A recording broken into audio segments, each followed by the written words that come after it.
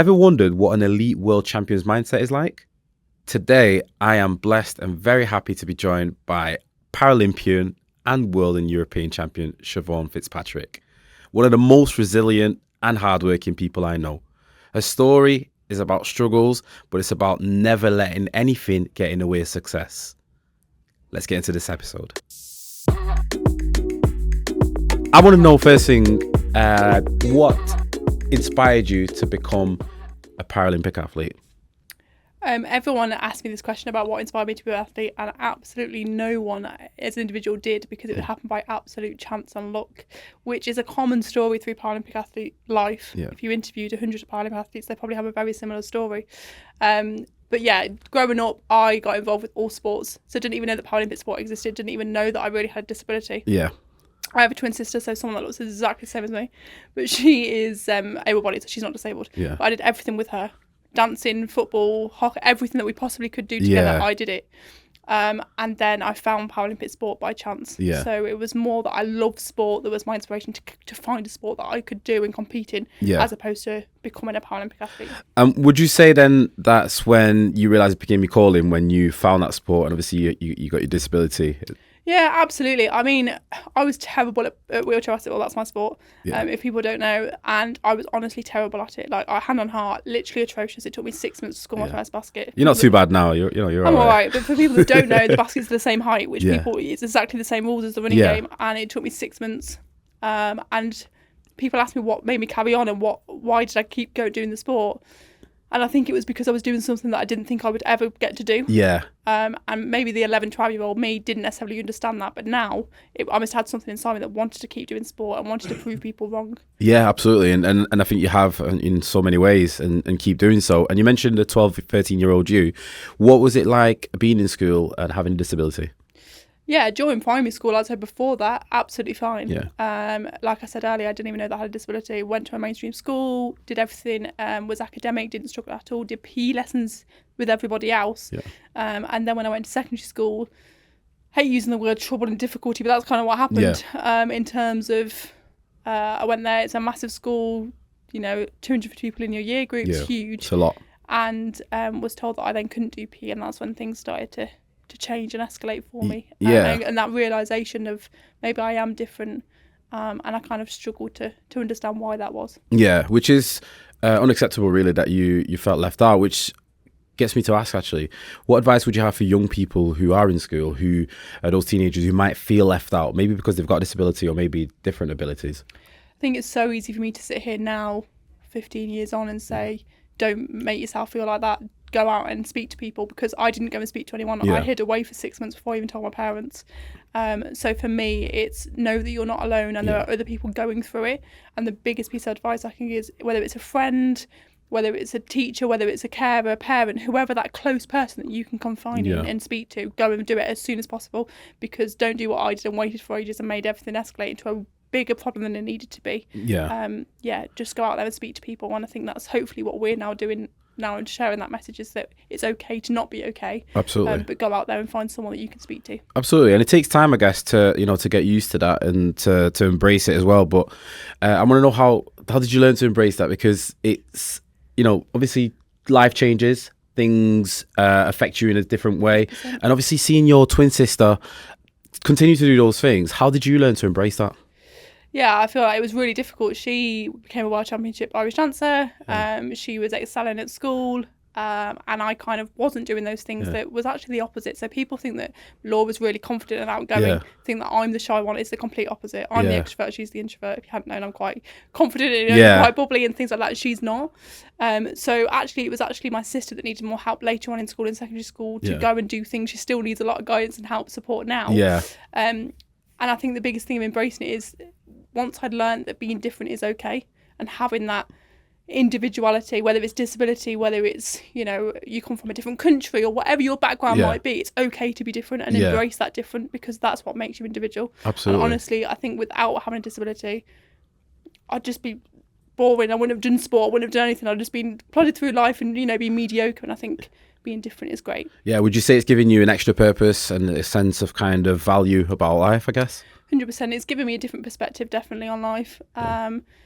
you know, if I can do something, then someone with able-bodied that doesn't have any difficulties in life can definitely do things. And I think my biggest message is you don't have to be disabled. Everyone has difficulties. Everyone has things that they struggle to get through. Yeah. But you can get through them. There is a way. There is a light at the end of the tunnel. Absolutely. And hopefully that's what I can now embrace. And you know, if it is sport, then great. If that's the outlet I like to do it through.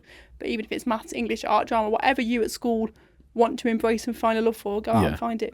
Now, you mentioned your sister being a champion Irish dancing. Were you ever good at it? Be honest.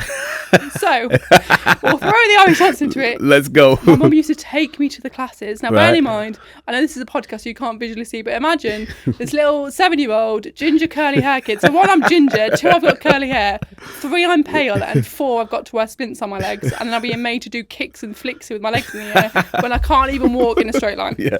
So for me, I love my parents for it because they didn't treat me any differently. They wanted me to do the same as my sister. They wanted to do the same as my brother. I did football and everything, but I hated the fact that I couldn't do it the same as everybody else. Yeah. But at that age, I struggled to understand why I couldn't do the same as everybody else.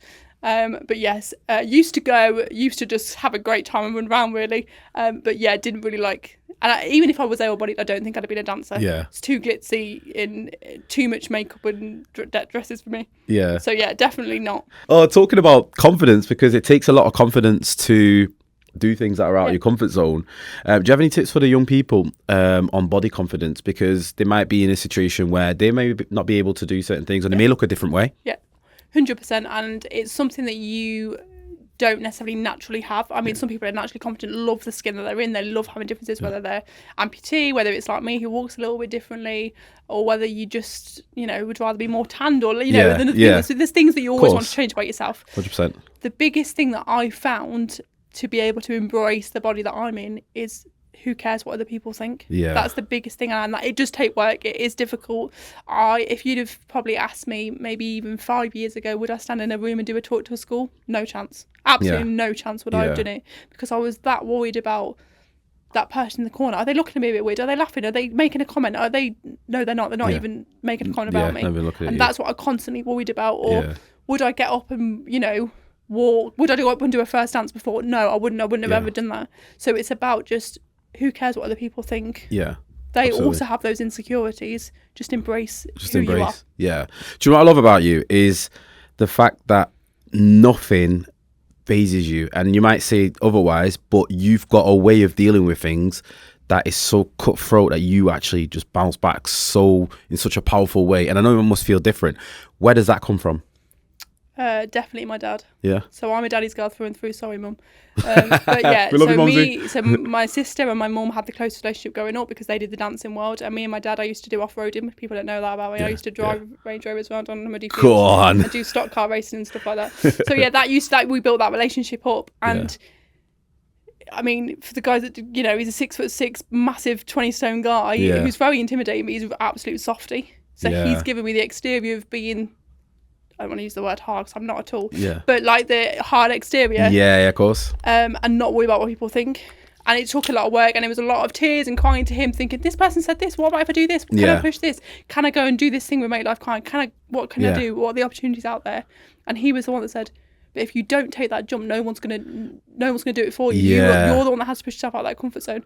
If it doesn't work, it doesn't matter. Yeah. I've had loads of setbacks, a few this year, the year before. No one remembers in 6 months' time what them setbacks are apart from you. 100%. No one's going to remember. Yeah. So as long as you don't worry about what other people think, that's the biggest thing. Yeah, definitely my dad's given me that thing. And Matt, I suppose, he's not in the sporting world at all. So he's competed. He's done various sports. He's done strongman. He's now doing kickboxing. He's run a half marathon last year. He loves setting himself challenges that he would never, ever have achieved. Yeah.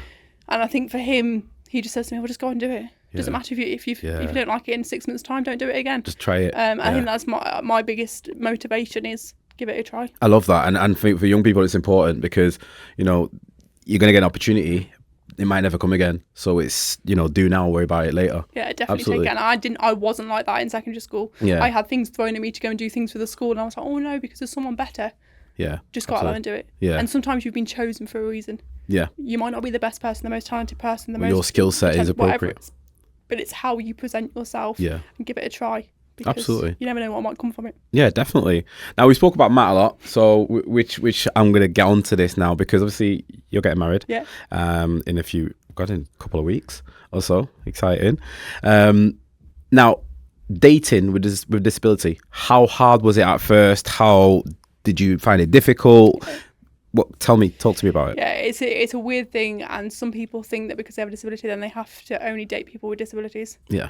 Which I think is a bizarre concept, and that's fine if you find someone with a disability and you want to be with them. Absolutely. Be my guest. Yeah. But for me, and that did happen, there was dates that happened within the sporting world and various things that happened. But for me, I love the fact that it's two separate things. Yeah. You know, I can go and be Siobhan the athlete, and then I can come home and not even speak about it. Yeah. But yeah, it was completely different. And I feel like for me, it was more of a confidence thing. And Matt would openly say this too. Probably the first 6 months, probably a year, even sometimes now, I'll still question why he's with me. Yeah. And he'll be like, well, it doesn't matter. And I'll be like, yeah, but you could go out and get an able-bodied girlfriend. Yeah. Or, you know, and get whoever you wanted. Yeah. And he's like, yeah, but I don't want that. You want Or I've got you, I've got, you know, and they'll list all the reasons. And I think that was my biggest thing is, why would you want to date someone with a disability? Yeah. When there's a million other girls that don't have that. Yeah. So that was my biggest, not barrier, but concept to get my head round. Yeah. But yeah. How did you get through that? For him saying just stop being an idiot and I wouldn't be with you if I didn't want to be with you. Yeah. And also seeing that being around the other girls in a team, so the sporting world of a team of girls, we've all had dates and tribulations, and my sister's gone through dating and everything like that. Yeah, sharing tips sharing and concepts, and all of us were like, well, they wouldn't be with you if they didn't, you know, there's enough dating apps to find other people anyway. Yeah. So if they didn't want to be with you, they wouldn't stay with you. Absolutely. I've never really asked Matt why he probably necessarily chose me. I'm sure he just says nice things to make me smile. Yeah. But I think most of his reasons were because of my personality. Yeah. And what I've achieved. It's not necessarily because I'm a disabled athlete. I think it would be the same as if I was an Olympic athlete. Yeah, of course. But it's just about me going out and doing things and being a little bit different to the typical girl, I suppose. Yeah, no, and I love that. And it's important to know, because there are, you know, teens that are going to be watching this who are interested in dating, because it is the age that they're at. Yeah, 100%. You know, what advice would you have for them if they are dating and they've got a disability? What would you suggest and say to them? Without scaring people, some people, you know, when I used to go on nights out when I was a teenager, 17, 18, 19, and you go out with the girls, it was different for me because I walk, so I'm not in a wheelchair. So it was kind of, people didn't necessarily know, and people that have amputees, they don't know until they know. Yeah, of course. Yeah. But yeah, being in a wheelchair, you do get a few people that are just interested and curious about the disability world and want to say, oh, I've dated someone with a disability. Yeah. And I think it's really important that you put your morals first and you get what you want to be, because there are great people out there that will date you. And just enjoy it. I think these are the years, the teenage years, where if you find the one, brilliant. Yeah. But just go out there and have some fun and enjoy yourself, really. Yeah, it's going to be like frogs along the way. Yeah, and see what was out there and work out what you don't want. Yeah. Because everyone has a difference, whether that's a disability. Everyone has a story that makes them them. Just because you've got some disability and have to do things a bit differently, it doesn't matter. Absolutely. So yeah, you'll be absolutely fine. You won't have any difficulties. And that's so important. And I think young people will take a lot for that, because there's this pressure on social media to be a certain person or be with a certain person. So and I think that's the biggest. Me having a twin as well, and you know, she was going out on. She was probably dating a bit earlier than me because she had more confidence in it.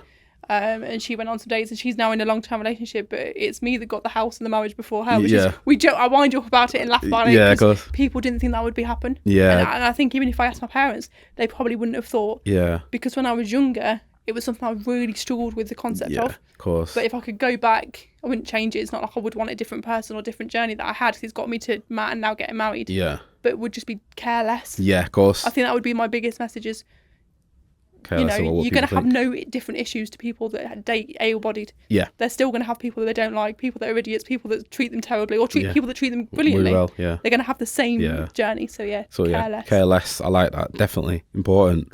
Now, obviously, we're currently now where the Paralympics are on. How have you dealt with missing out on the Paralympics? It was tough. Missing out on the Paralympic Games when it's the top tournament that you could possibly go to was probably one of the hardest things that I've gone through. I kind of knew it was going to happen, but the reality of it happening was still really difficult to go through. Yes, I went to Tokyo and became a Paralympian that way, but it was COVID, it was behind closed doors, no one was there, no friends and family. I'm a massive friends and family person, so for them not to be there was huge. I had a pretty substantial injury 2 years ago into my neck. Yeah. We won't go into all the details, but it was pretty substantial. I missed a lot of time in the game. Yeah. Thought I was back. Didn't necessarily lie, but kind of told the coach that I was, ready to go and wasn't in pain and was fine. Yeah. And then had a couple of scans that proved differently. Yeah. And unfortunately, when it came to selection, they just hadn't seen enough time of me. It was no other reason. Yeah. But when you've got to select and it's cutthroat, there's 20 other girls up for selection.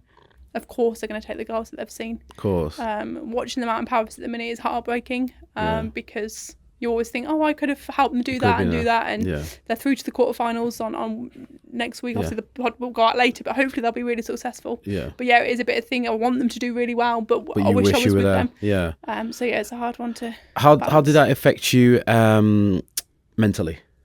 Yeah, for the first probably, month, 6 weeks was really hard. I was emotional over everything, both like crying and anger. Like I had the array of emotion. Very extreme, yeah. If you ask my family, if you ask Matt, I think I was probably the hardest person to live with for those 6 weeks. Yeah. And I couldn't necessarily explain why it was, but I feel like when you have a passion and love for something and it gets taken away, whatever that passion is taken away from you, kind of out of your control. It wasn't because I didn't train hard enough. It wasn't because, I wasn't doing what they wanted. It was just something I couldn't control. And I think that was the hardest thing, is that it's probably the biggest lesson I've learned about myself, is that it's okay to be out of control. Yeah. And probably in the last month is probably the only time when I've been like, actually, this is okay. Yeah. Because I can get fixed. I can go and do cool things with different people. Yeah. I can, experience new things. I've got some exciting podcasts and interviews coming up and things like that, and different chapters of my life that put life into perspective. That yes, it's Paralympics, but it's one tournament. Yeah. I'm only 26. I've got time to go to 2-3 more games. Yeah. But yeah, it was tough. But I think that's the biggest message to you guys that listening, that it's okay to find things difficult. Yeah. And I feel like even when I was growing up, I struggled with admitting that it was hard. Yeah. And I found it hard to accept when setbacks came. Yeah. That you can be sad for a while. Yeah. You don't have to be this happy person. I think people always know me Put as a this front on and I think people always expect me to be happy and be there for everybody else, and I needed people to be there for me. Absolutely. And they were. I've had a fantastic support network. Yeah. You guys included, but it was just being accepting that it's okay for setbacks to happen. Absolutely. And I know people, you don't mind me saying, but I we exchanged a lot of messages and voice notes, and what got me was how vulnerable you were, but how determined you sounded that you were not going to let this, take over and fix it. And how do you manage to work on a mindset like that? I wish I had an individual answer for that, and I feel like if you'd have probably known me maybe even 2 years ago, I wouldn't have been vulnerable at all. I'd have been like, yeah, I'm fine. Yeah, I'm fine. Do you want to do this? Yeah, fine. Yeah. And I'd have put on that front for the hour that I was doing whatever it was, and I'd have been fine. But when you're going in to speak to people, and I'm here, speaking to young people about my story, if I can't be vulnerable and show them that I'm human, and that setbacks happen, or that you can be happy beyond the absolute highs and the opposites, then they're not going to believe you. No, absolutely. And they're not going to know that life can throw things at you. Yeah.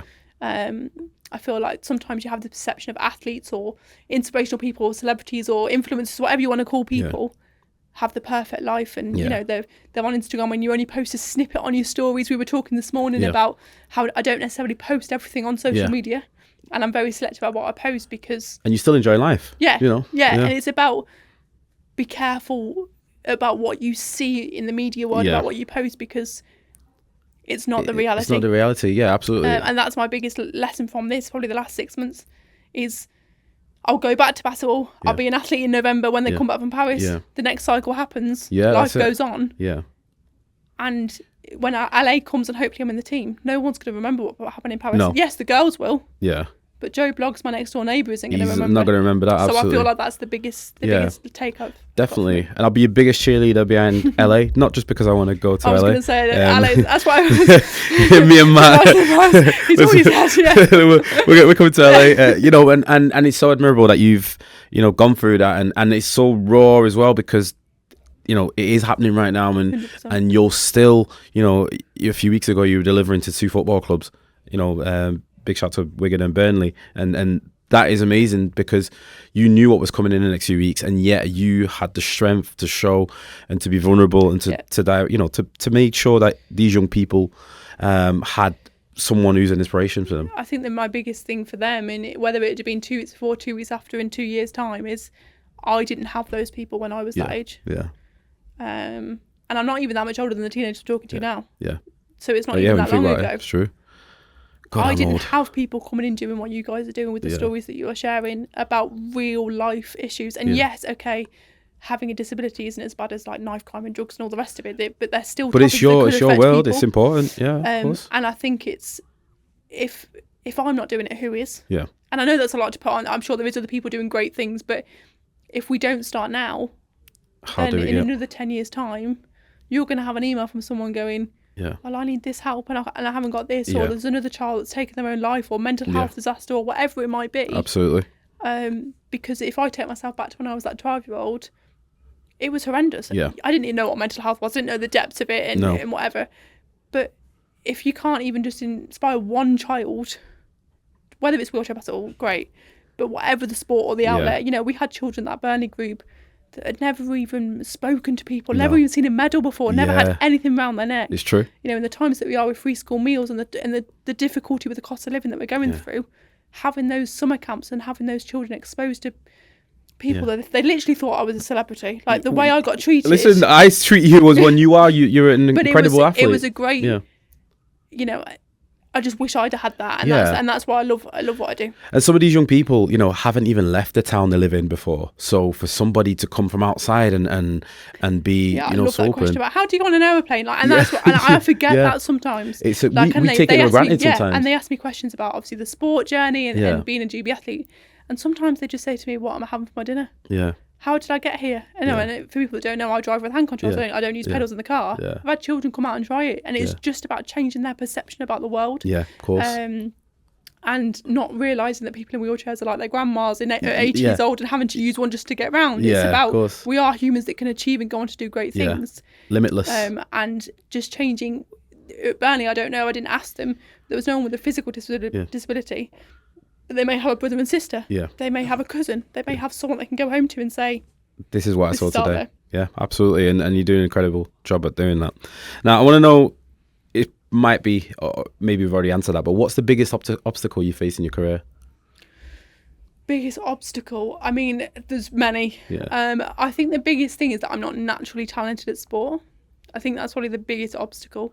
So you had to work really hard. Yeah, so... We weren't going into all the details. We could be here for another podcast. But let's do it. Paralympic sport is classified based on your disability. Yeah.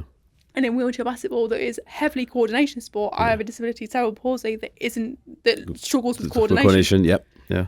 So there's only 2 girls that have ever made a GB team with cerebral palsy. Yeah. Wow. I was first to, and then Kayla Bell. Big shout out to Kayla. She then made the team after that. So it's not something that's common. Yeah. There's a lot of people with CP that play the sport at recreational level, but it's not something that you can do in an elite level. Yeah. All of the girls still now who are amputees or spinal cord injuries or whatever still don't understand how I can do half things that I do. And I have to train. I'm not saying I train harder than the girls at all. They train really hard, but a lot of my stuff I have to do away from them. Yeah. A lot of muscle memory stuff, a lot of repeating things. Poor Matt has to do ridiculous things in the gym. It took me probably 6 weeks longer than everyone else. I stay on the same gym program longer than anyone else because of muscle training. So I just have to do things a little bit differently, and that took me time to accept that. Yeah. I thought, I'm in the GB team. That's great. Everything's done, but to be at the top of it, you have to do more. Continue. And that's it's probably the hardest thing. Yeah, and it's impressive because you've had to work harder and work on so much more, but you're still doing it, and I feel like with you there's no ceiling. You're going to keep going. You might have guessed, but I don't like being told no. Yeah, so, I guess that. When I got this opportunity to be part of the program, I never thought I was going to go to Paralympics Games. Yes, I missed out on Paris, but bigger than that, I never even thought that I could wear the GB vest. Didn't think it was a possibility, and for my disability, definitely didn't think it was possible because it'd never been done before. Yeah, there could have been someone in like the 1980s, but genuinely, like in the modern game, it never happened before. So to have girls coming up to me at women's leagues and local games going, well, I've got CP, how do we do this? How do we work on this? How do we do this thing? It's very different to just having a different type of disability because it's a brain injury. Yeah, and so it's you have to opening that process conversation. things differently. So yeah, that's probably the biggest thing is that I'll find a way. Don't tell me. I might have to do a bit differently, but I will find my way. There's no way like that no's coming in that conversation. So how do you manage pressure? Because also having to work, differently and harder in some cases. How do you manage pressure, especially in a game environment or even on a general kind of day to day? I used to hate it, absolutely hate it.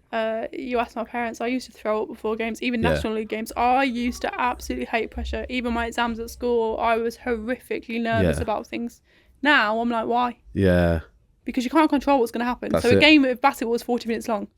If I miss a basket, okay, fine, we might lose a medal. I know there's big consequences in the GB world, but it doesn't matter. No, we go again. That's what I think the biggest that I've learned is that it's and pressure's also a good thing. I think people look at it as a negative, and you guys that are listening and going through exams or setbacks, it's okay to be nervous. It's okay to pressure makes diamonds. I wish it did. Yeah, that's isn't that a quote or something like that? Like, maybe I'm lying, but I've heard something like that. I wish it did. Can we have the diamonds? I would like a few diamonds. But I think the biggest thing is pressure's a good thing, and I think once I changed my mindset of actually, I quite like pressure. We changed our basketball world, and now we play semi-professionally in a bit more of an elite environment from recreational. That really helped, and also doing things like this with different companies, working with you guys, doing things that are not just being an athlete. Realizes that there's a world, bigger picture. You can be quite blink in the athlete world. You get up at the same time, you eat the same things, you go to bed at the same time, train, eat, sleep, 7 repeat. days a week. And having different things, and I used it, and I don't know whether I actually shared it with you guys, but my nickname in basketball is Shiv. No one calls me Siobhan. I remember you telling me actually. No one calls me Siobhan at all. But everyone outside of basketball calls me Siobhan. And if someone asked me who Siobhan was, I wouldn't even be able to tell you. Because I've always been Shiv. And I feel like over the next probably 5 years or so, it's about who that Siobhan is.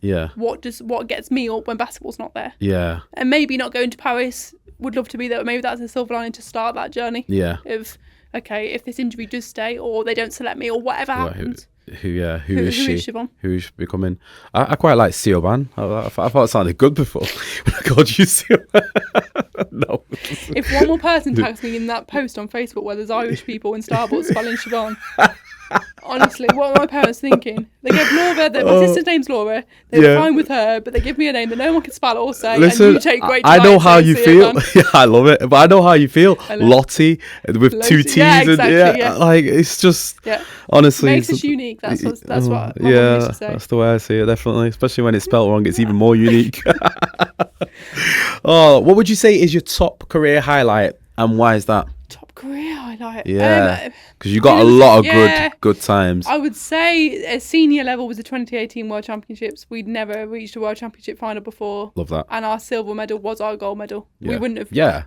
We wouldn't have beaten the Dutch. They're the top team. They'll probably bring home the gold in Paris. And that silver medal was the gold for us. And then at junior level, I captained the team for a while, which was just a great opportunity to be able to do that, and hopefully for the senior team one day. Love that. So, and you'll go on to do even more great things. So it's good to hear, the ups and downs that you've had, but the fact that your mindset is just elevating. Ups and downs come around, but you just keep on pushing yourself to different levels, and it's so important. Now, what message do you have for young people who may be watching this, who may have struggled just in every walk of life? What would you say to them? Firstly, it's okay to struggle. I think that's the biggest message, is that I can give you an inspirational quote and make you feel great about yourself, but in reality, that's not life. And I think if I'd have been told it, maybe not 11, 12, but you guys 14, 15, 16, 17, that you're going to have difficulties. Like, life isn't all sunshine and rainbow. It's not. And I think that's the biggest thing that I can get through.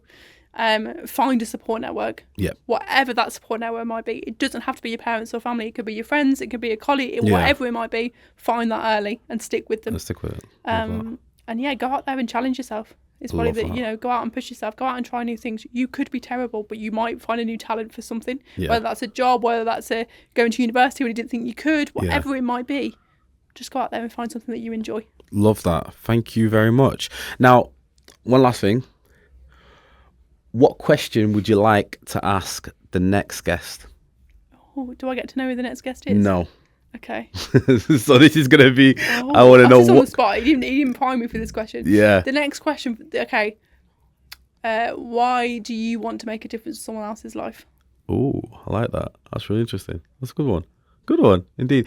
And then lastly, because I could go on forever and we could go on forever. Yeah. We could do this. Now, is there a quote, because I know you're not really, a quote person in that sense, but is there a quote that you would say you live by every day? I don't know whether it's like a quote by a famous person. If Yeah. someone thinks it is, then comment on the podcast and let me know. Yeah. But I see all the time, make it happen. Simple. And I think it's, if you don't do it, no one else will do it for you. Yeah. So if you're not the one pushing yourself, no one else is going to push you. Same as you guys at school doing GCSEs and A-levels, your teachers are there to give you as much support as possible. Yeah. But if you don't do the extra revision, you don't ask for the help, they're not going to know. Absolutely. And if I could have had that quote in my teenage years, then I think it would have been a slightly more enjoyable time. Yeah. Of you're in control of where you go. Love that. Make it happen. Need that on a t-shirt. Make life kind. Make it happen. Everything's got to go on a t-shirt. Yeah, 100%. T-shirts, hat, key rings, the lot. You know how it is. You know what we do. Real talks only. Siobhan, honestly, it's been, Shiv. I hate calling you Shiv. Siobhan. It's been an absolute honour and pleasure having you as a guest. Much. Thank you for sharing, your insight and, your struggles, some recent, but the fact that you keep on inspiring young people is highly commendable. So thank you very much for coming on here. It's been Real Talks. Keep watching. Please keep on subscribing. You know what to do. See you soon.